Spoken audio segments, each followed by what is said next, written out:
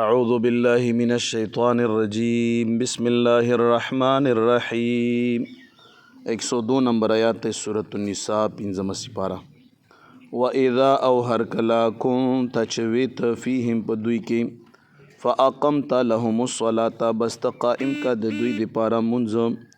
فَلْتَقُمْ پکار دے چو ادرگی طائفة یوڈل منہم دوینا معاکا دستا سرا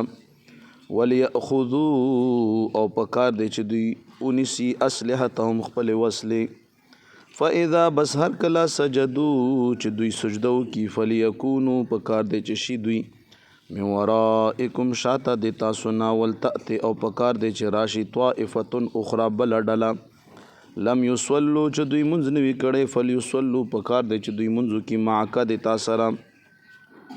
وَلْيَأْخُذُوا او پکار دی چې دوی اونیسی حذرهم خپل احتیاط و اسلحتهم او خپل اسلحې ود الذین کفروا خوخوي هغه کسان چې کفر کړی دی لو تغفلون کاش چې تاسو غافل شئ عن اسلحتکم د خپل وسلونا و امتعتکم او د خپل سامان نه فیمیلون بس دوی به حملو کی علیکم پتاسو میلة واحده یو حمله ولا جناح علیکم او هیڅ ګناه نشته پتاسو باندې ان کان کچرتوی بكم پتاسو اذن تکلیف من مطر د باران نه او کنتم یا وی تاسو مرضا مریضانا ان تضعوا چې تاسو کې د اسلحتکم خپل وسلې وخذوا او نسی تاسو حذرکم خپل احتیاط ان الله بشک الله تبارک وتعالی اعد تیار کړی دی للکافرین د کافرو د پر عذابا مهینا عذاب سپکون کوي تانو د صلات خوف طریقه چې کله هغه خبره نبی پاک علیه السلام مبارک یو ځای له غزاله لاړو هغه ځای کې مازدیګر مانځه ټیم شو له مخامخ دشمن ولاړ دی دشمن سره خپل منځ کې وي چې مازدیګر مونځ دوی ته ډېر ګران دی محبوب دی او دوی چې په مازدیګر مانځه ودرېږي موږ په حمله وکړو ایسې د صلات خوف طریقه راغله صلات خوف دا چې هغه لښکر د مسلمانانو دوه تقسیمه کا یو تقسیم به کافر ته ودرېږي او بل ټولګی چې دا به امام صاحب سره ودرېږي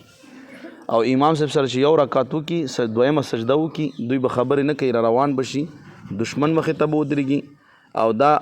نور مؤمنان چې کوم ولاړو دا به راشي دا به دویم رکعت کې امام صاحب سره ودرېږي او چې کله بیا امام صاحب سلام واړوي